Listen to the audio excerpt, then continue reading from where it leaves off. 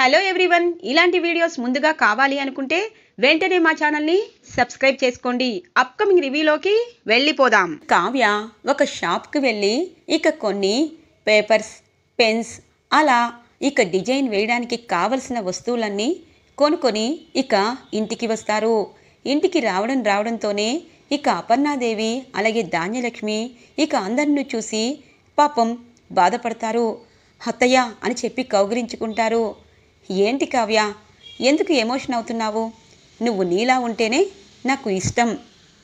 నువ్వు దుగ్గిరాలేంటి, కోడలివి, ఇలా బాధపడకూడదు.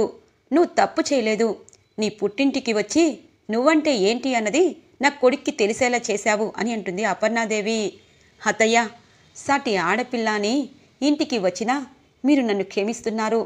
నిజం చెప్పాలి అంటే మీకు అలా అవ్వడానికి కారణం నేనే కదత్తయ్య అని అంటుంది.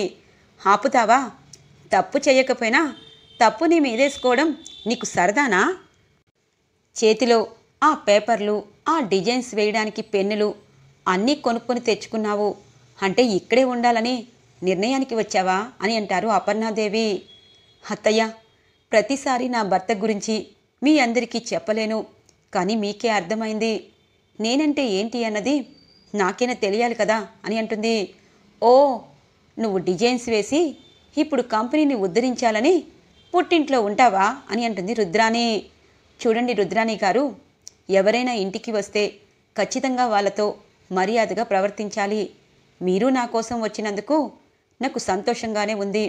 కానీ ఒకటి మాత్రం నిజం, పుట్టింట్లో ఆడపిల్ల ఉంటే ఆ ఆడపిల్ల గుండె ఎంతగా బాధపడుతుంది అన్నది నాకు తెలుసు. కానీ మీకెందుకు అలా అవటం లేదు అన్నది నేను చెప్పలేను. భర్త పేదవాడైనా లేకపోతే కోటీశ్వరుడైనా భర్త ఇంట్లోనే ఆడదాని జీవితం వెళ్ళాలి అంటారు. కానీ భర్త నన్ను అర్థం చేసుకోలేదని నేను అనుకోవటం లేదు. భర్తకి నేను భార్యగానే పనికి రాలేదు. కానీ మీరు మాత్రం ఒంటరిగా పుట్టింట్లో ఉన్నారు. ఆ బాధ మీకు తెలియాలి. కానీ ఎదుట ఆడపిల్లల్ని కూడా మీలాగే పుట్టింటికి పంపించాలన్న ఆలోచనలు ఇకపై మీరు మార్చుకుంటే బాగుంటుంది. మా అక్కని కోడలిగా కాకుండా అమ్మగా చూసుకోండి. అప్పుడు మా అక్క మీరు చాలా అంటే చాలా సంతోషంగా ఉంటారు అని అంటుంది కావ్య. రుద్రాణి గురించి పక్కన పెట్టు కావ్య, ఇప్పుడు మాతో నువ్వు వస్తున్నావా అని అంటారు. అత్తయ్య, మిమ్మల్ని బాధ పెట్టాలని అనుకోవటం లేదు. నాకు మనసు ఉంటుంది కదా అని అంటుంది. నాకు కూడా ఉంటుంది కదమ్మా. మీ మామయ్య గారు తప్పు చేసినా ఆ ఇంట్లో ఎందుకు ఉంటున్నాను? దుగ్గిరాలేంటి పరువు కోసం, అలాగే ఆ ఇంటి బాధ్యతల కోసం. నువ్వు కూడా ఆ ఇంట్లో నీ భర్త ఏదో అన్నాడని ఇంటినే వదులుకోలేవు కదా, అత్తింటిని అలా వదిలి రాలేవు కదా. అందుకే చెప్తున్నాను, నాకు ఇంట్లో ఎంత హక్కుందో నీకు అంతకంటే ఎక్కువ హక్కుంది. నీ భర్తని నువ్వు నిలదీయాలి. అసలు భారీగా అంగీకరించలేదు అంటే అసలు ఇప్పటిదాకా నువ్వు నా భర్తవి కాదన్నమాట అని చెప్పి వాడు చెంప చెల్లుమని పెట్టేటట్టు నువ్వు మాట్లాడాలి. అంతేగాని పుట్టింటికి రాకూడదు అని అంటుంది. నిజమే అత్తయ్య, కానీ ఆ పరిస్థితిలో మీరు అలా ఉన్నారు. కానీ ఒకటి మాత్రం నిజం, నా మనసుని ఇకపై బాధ పెట్టాలని అనుకోవటం లేదు. నేను ఏదైనా తప్పు చేస్తే నన్ను క్షమించే ఓపిక, మంచి మనసు దుగ్గిరాల వారికి ఉంది. అలా అని నేను చెయ్యని తప్పుకి అక్కడికి వచ్చి మీ కొడుకు ఎదురుగా నేను ఉండలేను అని అంటుంది. సరే కావ్య, నీ ఇష్టాన్ని నేనెప్పుడూ కాదనలేదు. అలాగే వాడు ఖచ్చితంగా మారుతాడు. అప్పుడైనా నువ్వు రావాలి అని అంటుంది అపర్ణాదేవి. అమ్మయ్య, ఇక్కడే ఉన్నట్టు వదిన మాట్లాడింది. వదినకి కావ్యంటే చాలా ఇష్టం. కొడుకునైనా క్షమించటం లేదు కానీ కోడల్ని క్షమిస్తుంది అని అనుకుంటుంది రుద్రాణి. ఇక సుభాష్, ప్రకాష్ కావ్యని అంటారు. అమ్మా, మా ఇంటి దీపానివే, కానీ ఆ రోజు నా కొడుక్కి నేను బుద్ధి చెప్పలేకపోయాను అని అంటారు. మామయ్య, మీ ఇంట్లో అందరూ తప్పు చేశారని నేను అనటం లేదు, కానీ ఆయన తప్పు ఆయన తెలుసుకుంటే చాలని అనుకుంటున్నాను. అలాగే ఇంటిని అందరూ జాగ్రత్తగా చూసుకోండి. అమ్మమ్మగారు, తాతగారిని ఎప్పుడూ బాధ పెట్టద్దు అని అంటుంది. చూడు కావ్య, ఇక్కడ ఉన్న నీ ప్రేమంతా అక్కడే ఉంది. సరే ధాన్యలక్ష్మి, వెళ్దాము అని అంటుంది. అదేంటక్క, కావ్యని ఇంటికి తీసుకువస్తామని మమ్మల్ని కూడా తీసుకొచ్చావు. ఇప్పుడు కావ్య రాకపోతే ఏం బాగుంటుంది? చూడు కావ్య, మీ అత్తగారే కాదు, ఆ ఇంట్లో అందరికీ నువ్వు అక్కడికి రావాలనుంది. నువ్వేమో రాజ్ తప్పు చేశాడు అంటున్నావు. తప్పుని క్షమించే ఓపిక నీకుంటుంది కదా, అలా ఆ తప్పుని ఎందుకు క్షమించలేవు? మాతో పాటు ఎందుకు రాలేవు అని అంటుంది ధాన్యలక్ష్మి. చిన్నత్తయ్య, నా మీద ఎంత కోపమున్నా ఆ ఇంటి కోడలిగా నన్ను రమ్మంటున్నారు. నాకు సంతోషంగా ఉంది. అలాంటి మంచి మనసుతోనే మా అప్పుని కవి గారిని మీరు క్షమించాలి. వాళ్ళు కూడా మీతో పాటు సంతోషంగా ఉండాలి అని అంటుంది కావ్య. ఇక ధాన్యలక్ష్మి తన వైపు చూస్తూ ఉంటుంది. వదినా, వచ్చిన పని అయిపోయింది కదా, త్వరగా రండి వదినా, ఇక్కడ ఉండలేకపోతున్నాను అని అంటుంది ధాన్యలక్ష్మి. ఇక అందరూ రుద్రాని ఇక దుగ్గిరాల ఇంటికి బయలుదేరి వెళ్ళిపోతారు. ఇక కావ్య డిజైన్స్ వేస్తూ ఉంటుంది. ఇక కనకం కాఫీ తీసుకుని వస్తుంది. అమ్మ, కొన్ని డిజైన్స్ అనేది వేసేసి కంపెనీకి ఇచ్చాము అంటే వాళ్ళు ఆ డిజైన్స్ ప్రకారం ఏదైనా ఆర్డర్ త్వరగా ఇస్తారు. అందుకే ఈ రోజంతా డిజైన్సే వేస్తాను అని అంటుంది. ఇక కనకం, నీకు నచ్చిందే చేయి కావ్య, ఎందుకంటే నువ్వేంటి అన్నది నాకు మీ అత్త వాళ్ళకి తెలుసు అని చెప్పి అక్కడ కాఫీ పెట్టేసి వెళ్ళిపోతుంది కనకం. ఇది ఇలా ఉండగా ఇక తాతగారు నాయనమ్మ దగ్గరికి వస్తారు. రాజ్, ఏంటి మనవడా ఇక్కడికి వచ్చావు? మేము వెళ్ళాము, నువ్వు వెళ్ళావు, అలాగే అపర్ణ వాళ్ళు కూడా వెళ్ళారు. నీ భార్య రాలేదు, తను రాదని కూడా నీకు తెలుసు. కానీ అది పక్కన పెట్టి నువ్వు తన మనసుని అర్థం చేసుకుంటే కావ్య నువ్వు చెప్పకపోయినా ఇక్కడికి వస్తుంది అని అంటారు ఇందిరాదేవి. నానమ్మ, ఇదంతా పక్కన పెట్టినా కంపెనీ అంతా కిందకి దిగజారిపోతుందని చెప్పి అక్కడ మేనేజర్ ఫోన్ చేశారు. ఎండీగా ఎవరూ లేరు, అలాగే మన డిజైన్స్ అనేవి బాగోలేదని ఆర్డర్ అంతా వెనక్కి వెళ్తుంది. ఇక కంపెనీ కిందికి పడిపోయే స్థాయికి రాబోతుంది. తాతగారు, మీరు రాహుల్కి ఎండీగా ఉండమన్నారు. రాహుల్పై తప్పుడు అభియోగం వచ్చిందని చెప్పి రాహుల్ ఇంట్లోనే ఉంటున్నారు. ఆ కంపెనీకి, స్వరాజ్ గ్రూప్ ఆఫ్ కంపెనీకి ఎండీ లేకపోతే అక్కడ పనులు చెప్పేవారు ఉండరు.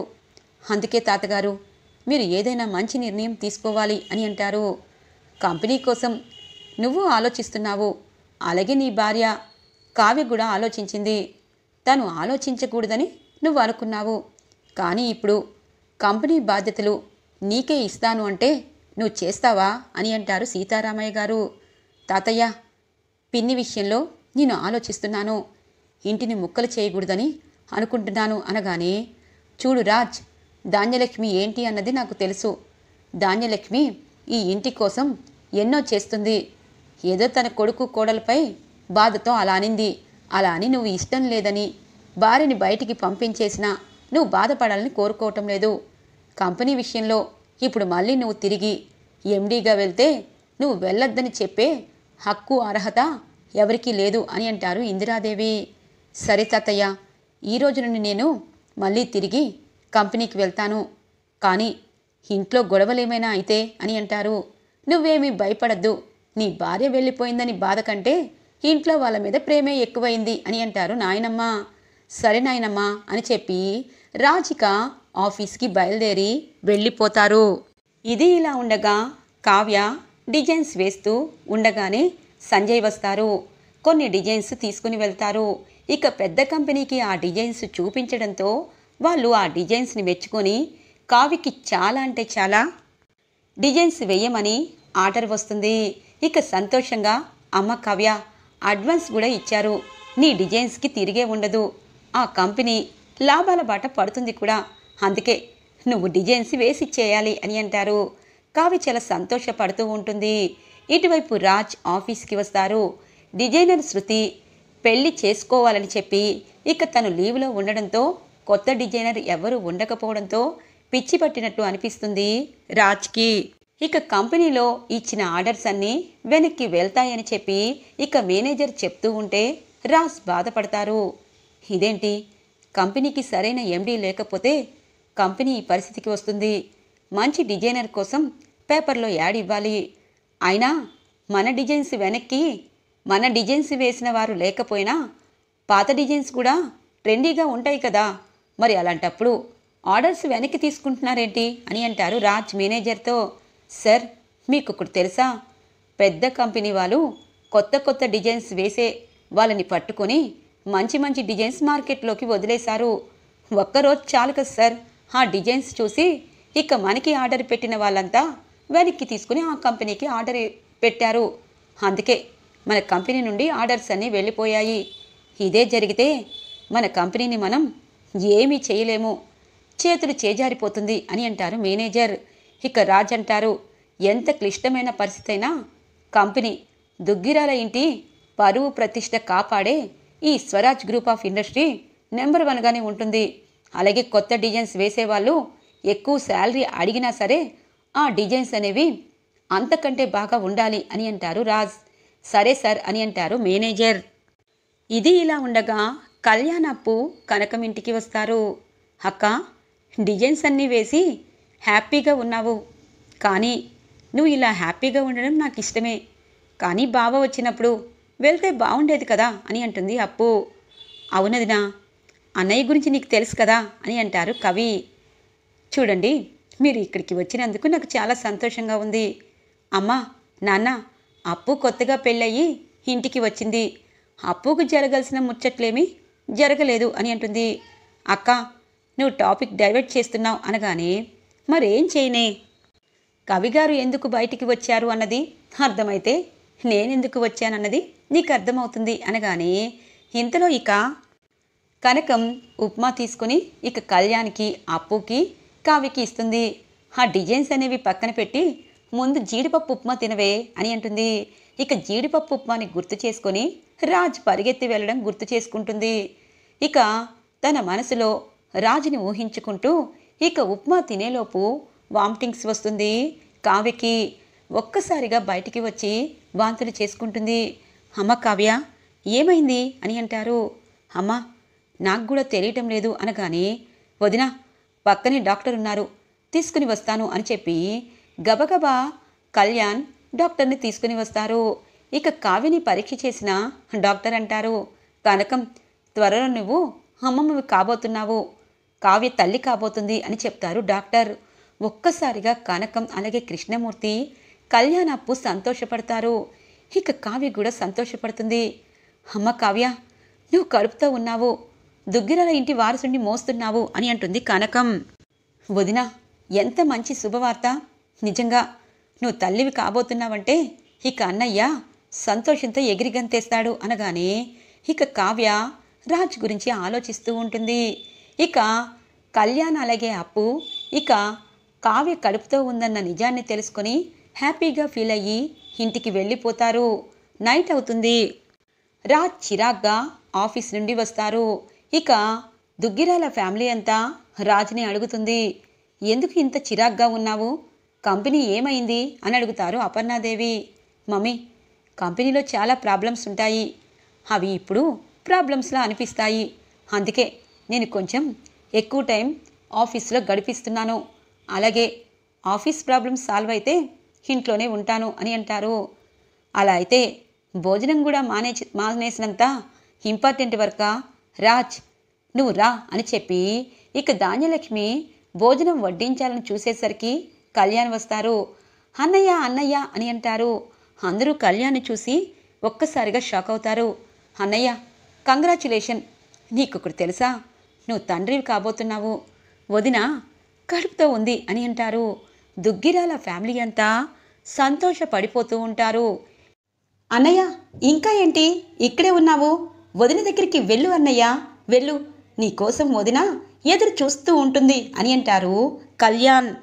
ఇంతలో రుద్రాని, పిచ్చి కళ్యాణ్, అక్కడ ఉన్నది కావ్య, కళావతి, అమ్మా నాన్న వెళ్ళారు, రాలేదు, కుటుంబ సభ్యులందరము వెళ్ళాము, ఆఖరికి అపర్ణ వదిన కూడా వెళ్ళింది, ఇక రాజ్ కూడా వెళ్ళి కాళ్ళు పట్టుకుంటానని బ్రతిమిలాడాడు, అయినా కళావతి మాత్రం మెట్టు దిగటం లేదు.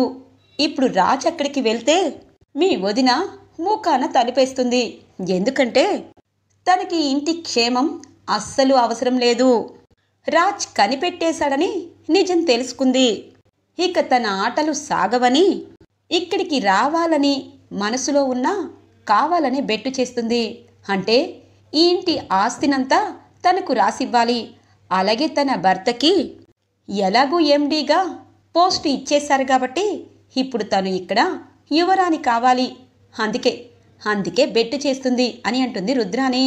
ఆపు రుద్రాణి, ఇంకొక మాట నీ నోటి వెంట వచ్చింది అంటే నిన్ను ఖచ్చితంగా ఇంటి నుండి తరిమేస్తాను. ఆ స్వప్న ముఖం చూసి నిన్ను నేను భరిస్తున్నాను. రాజ్, మీ అత్త మాటలు పట్టుకొని బంగారాల్లాంటి కోడలు వెళ్ళేదాకా చేశావు. ఇప్పుడు కావ్య గుండె ముక్కలయ్యింది. అది అతికే టైము ఎన్న రోజులో ఉందనుకున్నాను, కానీ ఇప్పుడు నా కోడలు ప్రెగ్నెంట్ అయ్యింది. ఈ ఇంటి వారసుడు తన కడుపున ఉన్నారు. ఖచ్చితంగా కావ్య నీతో పాటు వస్తుంది. వెళ్ళు. ఏ భార్యకైనా తన ప్రెగ్నెంట్ అని తన భర్తకి మొదటిసారి చెప్పాలనుకుంటుంది, కానీ ఆ అవకాశం నువ్వు తనకి ఇవ్వలేదు. ఇప్పటికీ సమయం మించిపోలేదు. వెళ్ళు రాజ్ అని అంటారు అపర్ణాదేవి. మమ్మీ, నన్ను క్షమించు. నేను అన్నీ వదులుకొని నేను కళావతి దగ్గరికి 2 సార్లు వెళ్ళాను, కానీ కళావతి జరిగిన విషయాలన్నీ మర్చిపోకుండా నన్ను ఆ ఇంటి అల్లుడిగా 1 నెల రోజులు ఉంటే 5 లక్షలు ఇస్తానని చెప్పి పొగరిగా సమాధానం చెప్తుంది. తన విషయంలో తప్పు చేశానేమోనని నీ మాట ప్రకారం వెళ్ళడం కాదు, నా మనసుకు నచ్చి కూడా నేను ఇంటికి వెళ్ళాను, కానీ తనకి ఇంటికి రావాలని లేదు మమ్మీ. తను నిన్న ఇంటికి రాను అని చెప్పింది. ఇప్పుడు ఖచ్చితంగా తను ప్రెగ్నెంట్ అయినా ఇంటికి రాను, నీకు నాకు సంబంధం లేదని ముఖాన నిజంగా అత్త చెప్పినట్టు డోరు వేస్తే నేను తట్టుకోలేను అని చెప్పి అక్కడి నుండి తన రూంలోకి వెళ్ళిపోతారు రాజ్. ఏంటి నాన్నమ్మా, ఏం జరుగుతుంది ఇంట్లో? పెద్దవారిగా అన్నయ్యకి మీరు చెప్పాలి కదా. వదిన ఇప్పుడు ఉట్టి మనిషి కాదు, తను ప్రెగ్నెంట్. అన్నయ్యకి వదినంటే ఏంటి అని తెలుసు, వదినికి అన్నయ్య అంటే ఏంటి అని తెలుసు. మరి వాళ్ళిద్దరూ ఇలా విడివిడిగా ఉంటే మనందరం ఇలా చూస్తూ ఊరుకోవాలా అనగానే, చూడు కళ్యాణ్, ఇంతకుముందు వాళ్ళిద్దరి మధ్య భార్యాభర్తల సంబంధం మాత్రమే ఉందనుకున్నాను, కానీ ఇప్పుడు వాళ్ళిద్దరి మధ్య అతిపెద్ద బంధం ఏర్పడుతుంది. ఇద్దరూ తల్లిదండ్రులు కాబోతున్నారు. ఇక జంటకి ఎటువంటి ప్రమాదం ఉండదు. నువ్వు సంతోషంగా ఉండు. వాళ్ళిద్దరూ ఏకమయ్యే రోజు ఖచ్చితంగా రాబోతుంది అని అంటారు అమ్మమ్మగారు. ఇక కళ్యాణ్ అక్కడి నుండి అప్పు ఇంటికి వచ్చేస్తారు. తెల్లగా తెల్లవారుతుంది. ఇక కావ్య చాలా డిజైన్స్ వేస్తుంది. అమ్మ కావ్య, ఇంతకుముందు నువ్వు ఉట్టి మనిషివి, ఇప్పుడు ప్రెగ్నెంట్ అమ్మాయివి. నువ్వు డిజైన్స్ రాత్రంతా మెలకుగా ఎందుకు వేస్తున్నావు అని అంటుంది. అమ్మా, రేపు సంజయ్ గారికి ఈ డిజైన్స్ అన్నీ వెయ్యాలి. నేను కడుపుతో ఉన్నానని ఒక్కరోజు మాత్రమే తెలిసింది. ఇప్పటి నుండే ఇన్ని జాగ్రత్తలు పడాలని లేదు కదా అని అంటుంది. చూడు కావ్య, నేను అమ్మగా చెప్తున్నాను. అల్లుడు గారు ఏదో కోపంగా అన్నారు, తర్వాత మన ఇంటికి వచ్చారు. నువ్వు వెళ్ళిపోవచ్చు కదమ్మా అని అంటుంది. అమ్మా, నిజమే, ఏ తల్లికైనా కూతురు ఇంట్లో ఉండడం ఇష్టం ఉండదు. నేను కడుపుతో ఉన్నానని ఆయనకి కవిగారు చెప్పే ఉంటారు. కనీసం నేను కడుపుతో ఉన్నానన్న ఒక్క మంచి ఫీలింగ్స్తో లేకుండా ఇక్కడికి రాలేదు అంటే మీ అల్లుడు గారి మంచితనం ఇప్పటికీ అర్థమైంది కదా. నిజం చెప్పాలి అంటే ఆయన వస్తారని రాత్రంతా ఎదురు చూశాను. ఆయన రారని అర్థమైపోయింది. ఆయనకి వాళ్ళ కుటుంబం అంటే ఎక్కువ. నేను నా కడుపులో ఉన్న బిడ్డ తనకి పరాయి వాళ్ళమే అని అనిపిస్తుందేమో. తన దారిన తను ఉండనియమ్మా. ఆడపిల్లకి సెల్ఫ్ కాన్ఫిడెన్స్ ఉండాలని అంటూ ఉంటారు. అది నాకు ఎక్కువగా ఉంది అంతే అని అంటుంది కావ్య. బాధపడద్దు కావ్య, ఖచ్చితంగా నీ మంచితనానికి అల్లుడు గారు నిన్ను భార్యగా అంగీకరించడమే కాదు, దేవతలా చూసుకునే రోజు వస్తుంది అని అంటారు కనకం. ఇది ఇలా ఉండగా రాజ్ ఆలోచిస్తూ ఉంటారు. నేనిప్పుడు తండ్రిని కాబోతున్నాను. కళావతిని ఎత్తుకొని గిరగిర తిప్పాలనుంది. కానీ కళావతి నన్ను ఎలా అర్థం చేసుకుంటుందో, ఎలా రిసీవ్ చేసుకుంటుందో, కళావతిని జాగ్రత్తగా చూసుకోవాలి. కళావతిని ఎక్కడికి పంపించకూడదు. నేను వెళ్ళనా వద్దా అని మనసులో అనుకుంటూ ఉంటారు రాజ్ ఆఫీస్కి వచ్చి. ఇంతలో ఇక సార్ మనకంటే మంచి డిజైన్స్ వేస్తున్న కంపెనీకి ఆర్డర్స్ అన్నీ వెళ్ళిపోతున్నాయి. ఆ కంపెనీకి డిజైన్స్ వేసేది ఎవరో తెలుసా సార్ అని అంటారు. ఎవరు? నువ్వు ఇంటర్వ్యూకి ఖచ్చితంగా చాలామంది డిజైన్స్ అన్నవి పేపర్లో వేయమని చెప్పాను కదా, వాళ్ళు రాలేదేంటి అని అంటారు రాజ్. సార్, ఈ న్యూస్ విన్నారంటే మీరు షాక్ అవుతారు. అటువైపు కంపెనీకి డిజైన్స్ వేసేది ఎవరో కాదు, మీ భార్య గారు కావ్య మేడం అనగానే ఒక్కసారిగా షాక్ అవుతారు. ఏంటి అనగానే, మీకు తెలీదా సార్, తను వాళ్ళకి ఆన్లైన్లో డిజైన్స్ వేసి చాలా అంటే చాలా ఎక్కువగా పంపిస్తున్నారు. వాళ్ళు త్వరగా ఆ డిజైన్స్ని ఇక బంగారంతో చేసేసి ఆర్డర్లు ఇచ్చేస్తున్నారు. ఇక డిజైన్స్ చాలా బాగుంటున్నాయి కాబట్టి ఇక మనకి వచ్చిన ఆర్డర్స్ అన్నీ అటు వెళ్ళిపోతున్నాయి. మీ ఇంట్లో వాళ్ళే ఈ కంపెనీకి గోతులు తవ్వుతున్నారు సార్, ఒక్కసారి చూసుకోండి అని చెప్పి మేనేజర్ వెళ్ళిపోతారు. ఇక రాజ్కి కోపం వస్తుంది. అంటే కళావతి నా పైన పగ పెట్టుకుందా, ఈ కంపెనీ నాశనాన్ని కోరుకుంటుందా, కంపెనీ కిందికి వెళ్ళిపోతుందని బిల్డప్ ఇచ్చి ఇప్పుడు కంపెనీ నాశనాన్ని కోరుకుంటుందా? ఎక్స్క్లూజివ్ డిజైన్స్ అన్నీ వాళ్ళకి ఇస్తే అప్పుడు నా కంపెనీ కిందికి వెళ్తుందని తనకు తెలుసు కదా. అమ్మ ఇంటి దేవత అనుకుంటుంది, కానీ కళావతి ఒక మెట్టు ఎక్కి నేను దేవత కంటే ఎక్కువ అని తను అనుకుంటుంది. తన డిజైన్స్ కావాలనే వాళ్ళకిచ్చి ఇప్పుడు నన్ను తన కాళ్ళ బేరానికి రమ్మని చెప్పి నేనంటే ఏంటి అన్నది తెలుసుకోవాలని చెప్పి అనుకుంటుంది. చూడు కళావతి, వస్తున్నాను, నీ దగ్గరికి వస్తున్నాను అని చెప్పి ఇక కనకం ఇంటికి మరోసారి బయలుదేరుతారు రాజ్. ఇక కనకం కృష్ణమూర్తి రాజుని చూసి హ్యాపీగా ఫీల్ అవుతారు. అమ్మయ్య, ఈసారికి అమ్మాయి వెళ్ళిపోతుందయ్యా అని అంటుంది. అదే కదా కావాల్సింది. అమ్మ కావ్య, అల్లుడు గారు వచ్చారు అని అంటుంది కనకం. ఇక కావ్య సంతోషపడుతుంది. తన ప్రెగ్నెంట్ అని తెలుసుకొని రాజ్ వచ్చాడని తెగ సంబరపడిపోతుంది. ఏమోలే, ఆడపిల్ల జీవితంలో ఎన్నో ఉంటాయి, భర్తని మార్చుకోవాలి అంటారు. అత్తయ్య మీద ప్రేమతో ఆయన అలా అన్నారు, నేనే వచ్చేశాను. పదే నా కోసం ఆయన వస్తున్నారు, ఇకపై నేనేమీ అనకూడదు అని చెప్పి మనసులో అనుకుంటూ ఉండగానే రాజ్ కోపంగా ఇంట్లోకి అడుగు పెడతారు. ఇక కావ్య పరుగున వచ్చి రాజ్ని హత్తుకుంటుంది. ఇక రాజ్ ఒక్కసారిగా షాక్ అవుతారు. ఏమండి, మీకొకటి తెలుసా, మనం తల్లిదండ్రులు కాబోతున్నాము, ఇంకా మనం గొడవలు పడితే బాగోదు కదా అని అంటుంది. ఆపు నీ డ్రామాలు అని అంటారు. ఒక్కసారిగా షాక్ అయిపోతుంది కావ్య. చూడు కళావతి, నిజమే మనం తల్లిదండ్రులు కాబోతున్నాము, కానీ నువ్వు నాపై పగ పెంచుకున్నావు. కంపెనీని దెబ్బతీయాలని ఎదుటి కంపెనీకి నీ డిజైన్స్ ఇస్తున్నావు అంటే నాపై పై చెయ్యి ఇవ్వాలనే కదా. నాకు అర్థమైంది. నన్ను కాకుండా తాతయ్య నిన్ను ఎండీగా చేస్తే ఆ ఇంట్లో ఉండేదానివి అని అంటారు. ఇక కావ్య రాజ్ మాటలకి షాక్ అవుతుంది. ఏం సమాధానం చెప్పాలో అర్థం కాదు. కళ్ళు తిరిగి కింద పడిపోతుంది కావ్య. రాజ్ ఒక్కసారిగా కావ్యని పైకి లేపుతారు. కళావతి అని చెప్పి పిలిచినా ఇక కావ్య పలకకపోయేసరికి ఇక డాక్టర్ని రప్పిస్తారు. చూడండి, తను చాలా నీరసంగా ఉంది, తను చాలా టెన్షన్ పడుతుంది. మీ భార్య ప్రెగ్నెంట్ కదా, దగ్గరుండి అన్నీ చూసుకోవాలని తెలీదా అని చెప్పి డాక్టర్ ఇక రాజ్కి గడ్డి పెట్టి వెళ్ళిపోతారు. ఈరోజు ఎపిసోడ్ ఇలా ఇంట్రెస్టింగ్గా ఎండ్ అవుతుంది ఫ్రెండ్స్. రాబోయే ఎపిసోడ్స్ కోసం మా ఛానల్ని సబ్స్క్రైబ్ చేసుకోండి. Thanks for watching friends.